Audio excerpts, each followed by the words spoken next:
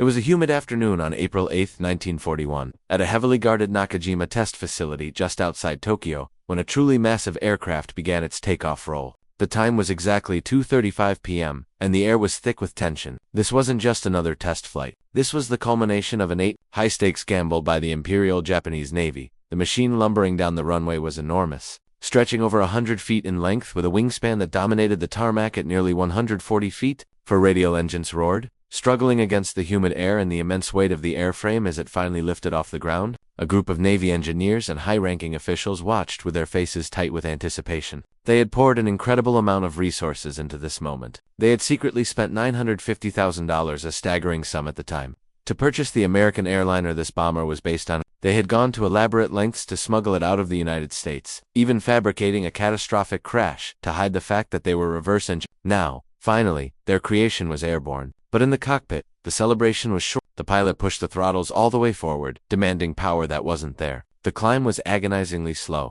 The engines strained and vibrated, protesting the load they were forced to carry. The control surfaces felt sluggish and unresponsive, fighting the pilot's inputs rather than working with them. Almost immediately, it became clear that something was fundamentally wrong with this aircraft. The truth, which would become painfully obvious over the next few years, was that something had always been wrong with it. The Japanese military had successfully stolen cutting-edge American technology, reverse-engineered the most advanced commercial airliner on the planet, and transformed it into what they believed would be a strategic weapon capable of striking terror across the Pacific. Instead, through a combination of hubris, engineering naivety, and bad timing, they had managed to build one of the most spectacular failures in the history of heavy bombers. This is the fascinating, often overlooked story of how Japan bought America's expensive reject and turned it into their own military disaster. It's a narrative woven from espionage, corporate deception, and the dangerous, often fatal assumption that simply copying someone else's blueprints is the same thing as understanding their engineering philosophy.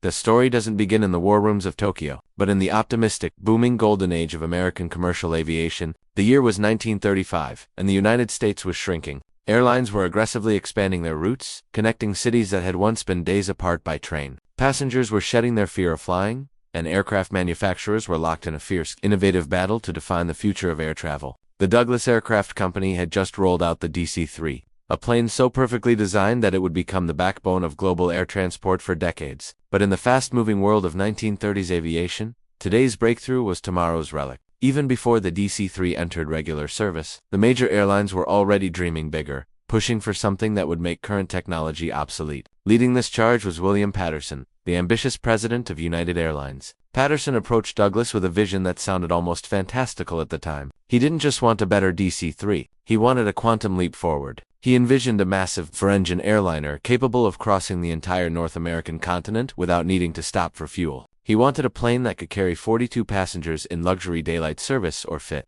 30 sleeper berths for overnight transcontinental flights. Most ridiculously, he wanted pressurized cabins so passengers could fly far above the turbulence and weather that plagued lower altitude flights. And he wanted air conditioning to keep them comfortable on the ground. Patterson was essentially describing the modern airliner decades before it became reality. The proposal was breathtakingly audacious. In 1935, no airline in the world had ever operated a four-engine land plane for commercial passenger service. The technology Patterson was casually demanding barely existed in laboratories, let alone on production lines. Building this dream machine would require solving complex engineering problems that no one had ever successfully tackled before. The risks associated with such a project were enormous, capable of bankrupting a company if it failed. The costs would be staggering. Yet, the potential rewards were equally mesmerizing. Whoever built the first successful long-range four-engine airliner would effectively own commercial aviation for a generation. Douglas was intrigued by the challenge, but financially cautious. They knew this project would stretch their capabilities to the absolute breaking point. They agreed to proceed only if Patterson could convince other major players to share the risk. Patterson went to work and assembled an unprecedented consortium. American Airlines wanted in. Eastern Airlines joined the group. Pan American Airways and Transcontinental and Western Air, the future TWA, also committed to the project. In a remarkable display of industry cooperation, each airline contributed $100,000 toward development costs, creating a massive $500,000 war chest to support the most ambitious commercial aircraft ever attempted. The engineering challenge facing Douglas was immense. They assembled a dream team led by some of their most brilliant designers, including Arthur Raymond, the man who had guided the legendary DC-3 program. The team was immediately confronted with problems that had no existing textbook solutions. How do you build a wing structure strong enough to support for massive radial engines, yet keep it light enough to fly efficiently? How do you design landing gear capable of handling an aircraft that weighed over 60,000 pounds? Something unheard of at the time. How do you route complex fuel lines, high-pressure hydraulic systems, and miles of electrical wiring through a fuselage that also had to provide whisper-quiet comfort for wealthy passengers? The questions only multiplied as work progressed into unknown territory. How do you pressurize a metal tube at high altitudes without creating structural stresses that would lead to catastrophic metal fatigue? How do you generate enough auxiliary electrical power to run air conditioning, cabin lighting, and a full galley kitchen without overloading the system or creating a fire hazard? Perhaps most importantly, how do you train pilots to safely fly a machine that was twice as heavy and 10 times as complex as anything they had ever operated? The team labored intensely for 2 full years.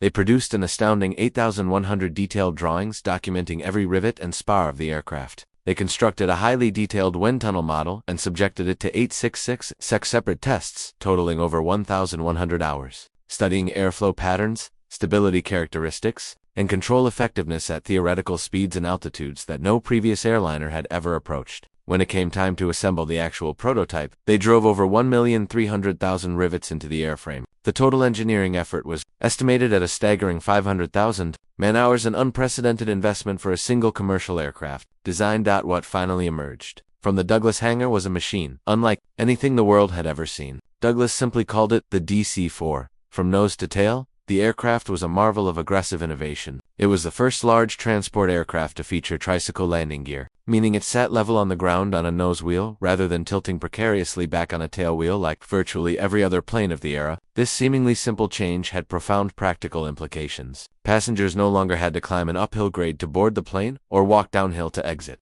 Loading cargo became infinitely easier and faster. Ground handling and taxiing were far more predictable and safer for pilots. The aircraft looked modern because it was modern. The nose-wheel design would eventually become the standard for every airliner that followed, but in 1938, it looked revolutionary. The wing was massive, spanning over 138 feet from tip to tip, designed to generate enough lift to carry the aircraft's immense weight while still maintaining acceptable landing and takeoff speeds at existing airports. 4 powerful Pratt & Whitney or 2180 twin Hornet engines were mounted on the wings, each capable of producing 1,450 horsepower. In an unusual design choice, the engines were positioned with a noticeable tout, angled slightly outward rather than pointing straight ahead, an arrangement designed to improve stability if one engine failed during flight. The tail section was perhaps the most distinctive visual feature. Instead of a single vertical stabilizer, the DC-4 sported 3 separate vertical fins, one in the center and one at each end of the horizontal stabilizer. This strange configuration was chosen for a purely practical reason that illustrated the constraints of the era. The aircraft was so physically large that a single, conventional tail would have made it too tall to fit inside existing hangars at airports across the country, and the airlines couldn't afford to rebuild every hangar in America. The triple tail kept the overall height manageable while still providing enough surface area for directional control. It was a brilliant engineering compromise dictated by economic reality.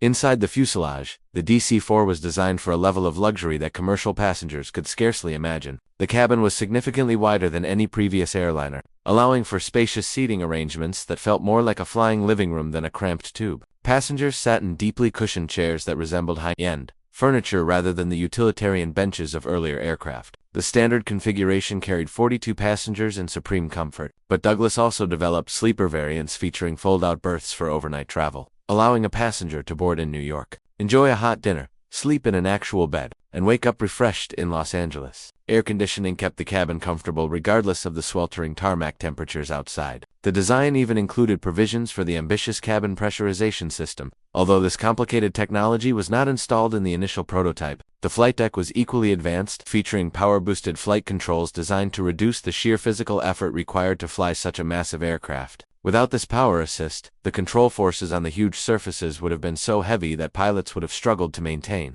precision during critical phases like landing. The plane also utilized an alternating current electrical system, a rarity in an era dominated by direct current. To provide reliable power for its complex instruments and systems, auxiliary power units were installed to provide electrical and pneumatic power while on the ground, eliminating the need for external carts at remote airports. By June 7, 1938, the massive DC-4 prototype was ready to make history. The setting was Cloverfield in Santa Monica, California, the site of Douglas's main factory. At the controls sat Carl Conecover, Douglas's chief test pilot and one of the most respected aviators in America. Cover's career was practically a timeline of modern aviation development. Born in Pennsylvania in 1893, he had learned to fly in the Army during World War I, became a test pilot after the war, and eventually joined Douglas in 1930. He had personally flown the maiden flights of the DC-1, the DC-2, and the legendary DC-3. He had literally piloted the development of the aircraft that made commercial aviation practical. Now, he was preparing to add another monumental milestone to an already legendary resume. Cover methodically ran through his extensive pre-flight checks. Decades of surviving experimental aircraft had taught him that thorough preparation was the only insurance against deadly surprises. The 4 Twin Hornet engines were started one by one, each coming to life with a deep, distinctive rumble that shook the ground. The aircraft, registered as NX-1810, taxied toward the runway, watched by a ground crew filled with a volatile mixture of immense pride and gut-wrenching anxiety. 2 years of blood, sweat, and engineering genius were about to be put to the ultimate test. Cover advanced the 4 throttles, and the behemoth began to accelerate down the strip. The DC-4 was heavy, and it used a significant amount of runway before reaching flying speed. Finally, at the proper airspeed, Cover pulled back on the control yoke, and the nose wheel lifted off the California tarmac, followed quickly by the main gear. The most advanced airliner ever built was flying. The maiden flight lasted about 45 minutes and went off without a major incident. Cover landed and reported that the aircraft handled reasonably well for its size, though he noted several characteristics that would require further investigation and refinement. Testing continued rigorously through the summer and fall of 1938. Douglas pilots pushed the envelope, evaluating the aircraft's handling characteristics at various speeds, altitudes, and center of gravity configurations. They tested its performance in steep climbs, rapid descents, and tight turns. They relentlessly examined the reliability of its complex hydraulic and electrical systems under the stress of repeated operations. Problems emerged, as they inevitably do with any revolutionary new machine. Some systems didn't function exactly as designed on paper. Some performance numbers fell short of the optimistic engineering predictions. The certification process was delayed while these issues were addressed. But on May 5, 1939, the Civil Aeronautics Authority finally granted approval. The DC-4 was officially certified for commercial operation. The prototype was immediately handed over to United Airlines for in-service evaluation. This was the moment of truth, the real-world test that would determine whether the DC-4 was a breakthrough or a bust. Test flights with professional pilots were one thing. Daily airline operations with revenue-paying passengers, tight schedules, and real-world maintenance constraints were an entirely different challenge. It was during this evaluation period, on June 9, 1939, that a remarkable event occurred, connecting the futuristic DC-242, the very foundations of aviation history. The aircraft was in Dayton, Ohio, for a demonstration flight. Dayton was the hometown of Wilbur and Orville Wright, the brothers who had invented powered flight just decades earlier. Carl Cover invited a very special passenger aboard for a flight over the city, Orville Wright himself. Then, 67 years old, Orville had been just 32 when he and his late brother made those first precarious, bouncing flights at Kitty Hawk in 1903. That first flight had lasted all of 12 seconds and covered a distance shorter than the wingspan of the plane he was now stepping into. Now, just 36 years later, Orville sat in the plush cabin of a 4-engine luxury liner capable of carrying 42 people across the continent. As the DC-4 cruised smoothly over Dayton, Wright looked down at the city where he had grown up, where he and Wilbur had run their bicycle shop to fund their crazy experiments, and where they had built their first flying machines. The flight was a stunning bridge across generations of technological progress. The man who had invented the airplane was now flying in its ultimate incarnation. Cover later said it was one of the proudest moments of his entire career. A photograph taken that day of Orville Wright, sitting in the DC-4 cabin, remains an iconic image of aviation history.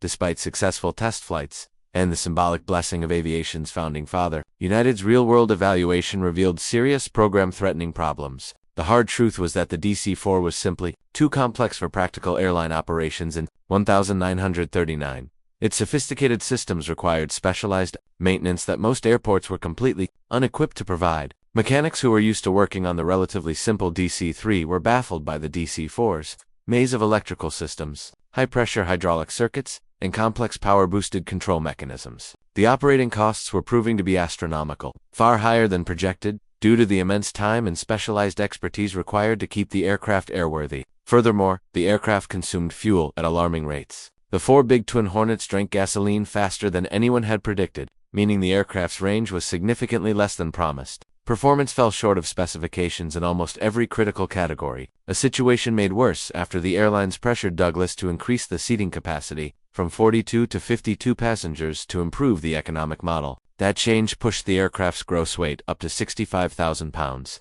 far above its original design parameters. The fundamental, inescapable problem was weight. The DC-24 had grown steadily heavier throughout its development as engineers added systems and strengthened structures to solve various problems that cropped up. Every solution seemed to add more pounds. The engines that had seemed adequate when the aircraft was projected at 50,000 pounds were now struggling mightily to lift 65,000 pounds. Climb performance was poor, cruise speed was disappointing, and the range was insufficient for the non-stop transcontinental missions. The aircraft was specifically built to perform. One by one, the sponsoring airlines delivered their grim verdicts. Pan American and TWA, perhaps seeing the writing on the wall early, had already withdrawn from the program before the first flight, choosing instead to invest in the Boeing 307 Stratoliner, a smaller, less ambitious, but functionally practical aircraft that actually worked. Now, United, American, and Eastern reached the same painful conclusion. The DC-24 was an impressive piece of technology, but it was a commercial failure. The aircraft was too expensive to buy, too expensive to operate, too complicated to maintain,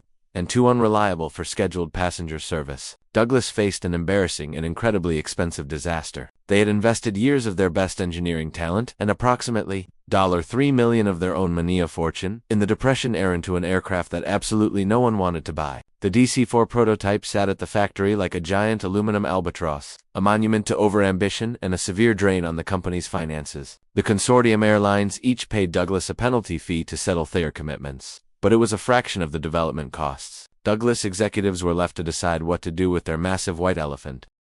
The answer they arrived at came in two parts. First, Douglas made the difficult decision to go back to the drawing board. They would design a completely new four-engine airliner based on the hard-won lessons of the DC for failure. This new aircraft would be simpler, lighter, and far more practical. It would use proven, reliable Pratt & Whitney R2000 engines instead of the troublesome twin Hornets. It would ditch the complex triple tail for a conventional single vertical stabilizer, accepting the height penalty in exchange for simpler construction and maintenance. It would eliminate the complex power-boosted controls and put the pressurization system on hold for a later model. It would keep the genuinely good features, like the revolutionary tricycle landing gear and the basic wing design, while ruthlessly discarding everything that had caused trouble. Second, Douglas needed to recoup some cash. They decided to quietly try and sell the original, failed prototype to anyone who might be interested. Finding a buyer for a rejected, overly complex airliner wouldn't be easy. Anyone with the technical sophistication to operate such a machine would surely know about its well-publicized problems. But the alternative was scrapping the prototype entirely and writing off the entire investment. Douglas began quietly shopping the DC for around the globe. Then,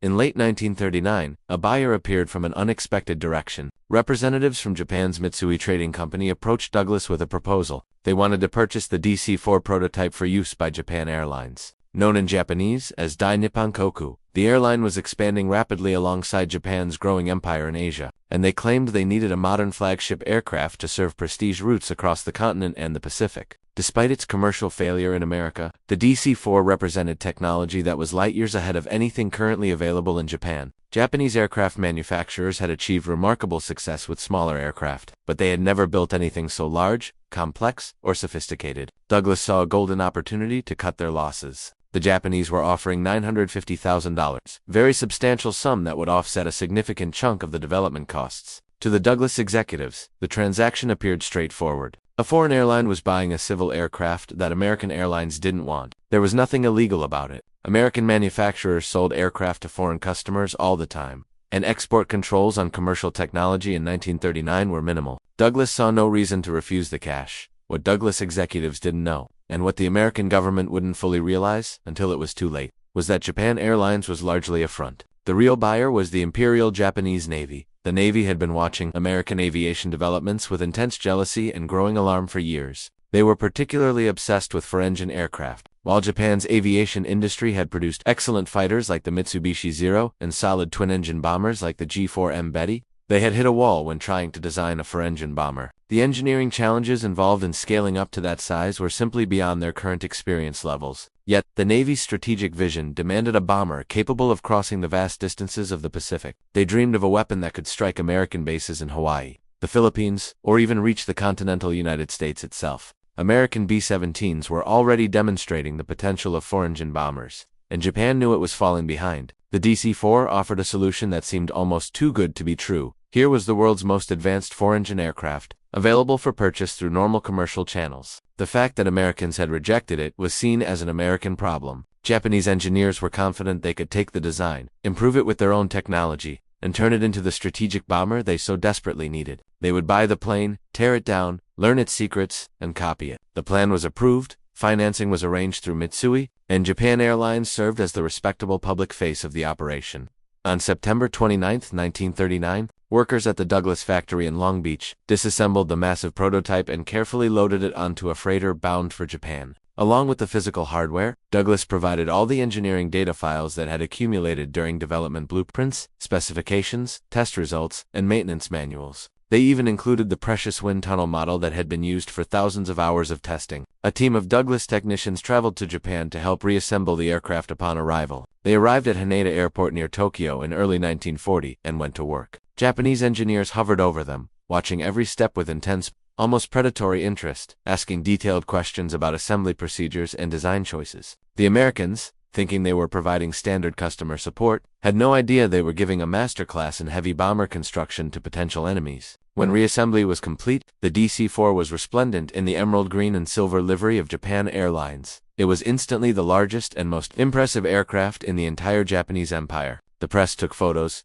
executives posed for speeches, and the airline announced that its magnificent new flagship would soon begin service. But the DC-4 never carried a single paying passenger for Japan Airlines almost immediately after the American technicians left, and following a few initial test flights to verify it worked, the aircraft was quietly transferred to the Nakajima Aircraft Company at the Navy's direction. Nakajima had been tasked with developing a long-range heavy bomber under the designation Experimental Type 13 Attack Bomber. The specifications called for a minimum range of 3,000 nautical miles, enough to range far across the Pacific. The DC-4 was to be their template to explain why their highly publicized new airliner had suddenly vanished. The Japanese government fabricated a cover story worthy of a spy novel. In mid-November, the Japanese press reported that the DC-4 had sadly crashed into Tokyo Bay shortly after takeoff on a training flight. The story claimed the aircraft was totally lost in deep water and nothing had been recovered. The matter was closed. It was pure fiction. The DC-4 hadn't crashed. It was sitting in a guarded Nakajima hangar,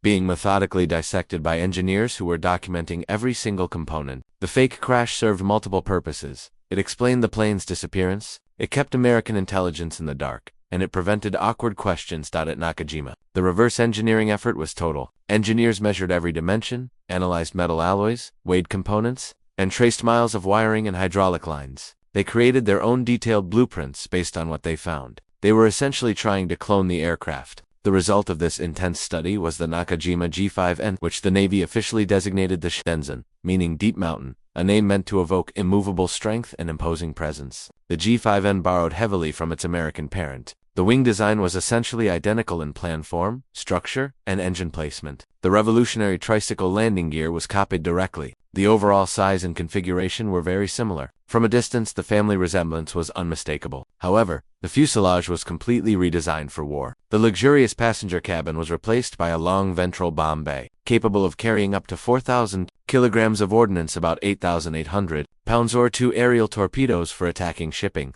The airliner nose was replaced with a glazed bombardiers compartment, and the cockpit was moved higher and further back. Defensive armament was added, including 2 heavy 20mm cannons in power-operated turrets, and 4 lighter 7.7mm machine guns covering other angles. The complex triple tail was replaced with a twin-fin arrangement that was easier for Japanese industry to manufacture. The crew complement was set at roughly 7 to 10 men.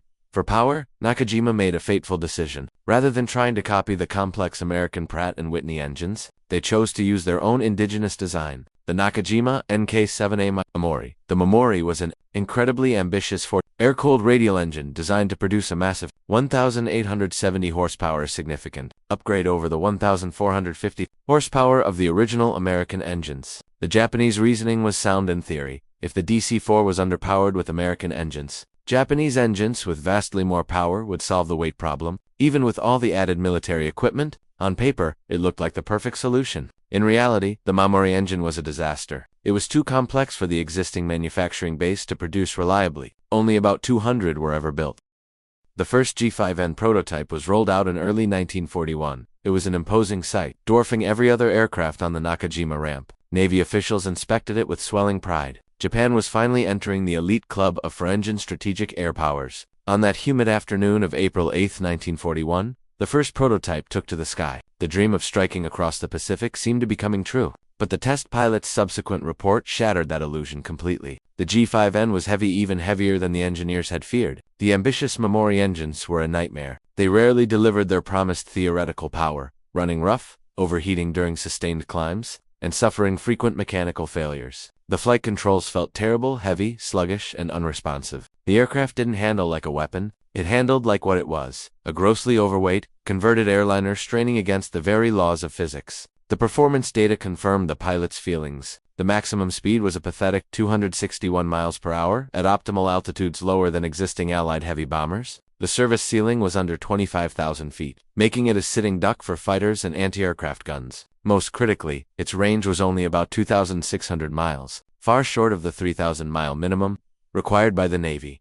The G5N could barely reach the nearest enemy bases, let alone Hawaii or the U.S. mainland. Nakajima built more prototypes, hoping to fix the issues with refinements. They modified cowlings, tweaked propellers, and adjusted fuel systems. Nothing worked. The Momori engines continued to be the Achilles heel, overheating and vibrating themselves to pieces. In a desperate move to improve reliability, engineers had to detune the engines, running them at lower power settings. This made them slightly less likely to explode, but it also reduced their already inadequate power output, making the aircraft's performance even worse. It was a vicious circle. The plane needed more power, but pushing the engines caused failures. Reducing power to stop failures made the plane unflyable as a combat aircraft. Finally, in a last-ditch effort, Nakajima built two prototypes with different engines, swapping the troublesome Momoris for proven, reliable Mitsubishi Kosei engines used on other bombers. The Kosei was dependable, but it only produced about 1,530 horsepower, significantly less than even the detuned Momoris. The result was predictable. The re-engined G5NS were even slower,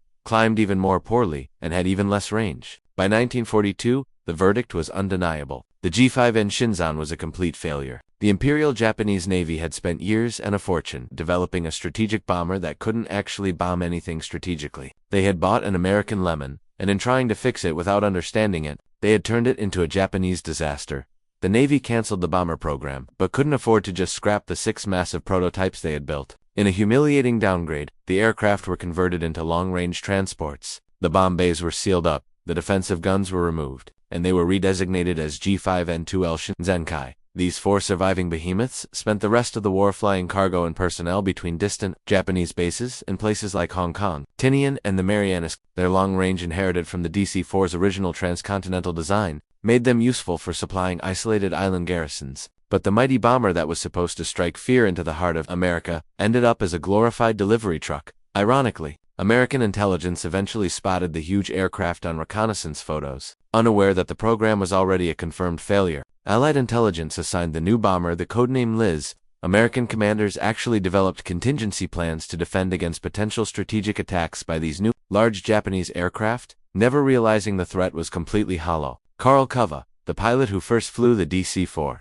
didn't live to see the end of the war or learn the fate of the plane he had tested. He returned to military service after Pearl Harbor, overseeing B-29 production, and tragically died in a plane crash in Ohio in 1944. None of the 6 Japanese G5NS survived the war. They were either destroyed by Allied bombing, scrapped for desperately needed metal, or simply abandoned. The original American DC-4 prototype was likely stripped bare by Nakajima engineers, and its carcass scrapped as Japan's war effort collapsed. The ultimate irony of this entire saga lies in what happened back in America. While Japan was struggling with their cloned failure, Douglas Aircraft had taken the hard lessons from the DC-4 disaster to heart. They used that institutional knowledge to design a successor. The new plane, confusingly also called the DC-4 and designated the C-54 Skymaster by the military, was a masterpiece of pragmatic engineering. It was simpler, lighter, rugged, and incredibly reliable. It became one of the great transport aircraft of World War II. With over 1,200 built, they formed the backbone of the Allied logistical effort, flying oceans daily. The design that had failed as a complex, overambitious prototype succeeded brilliantly once it was simplified and refined by the people, who understood why it had failed the first time.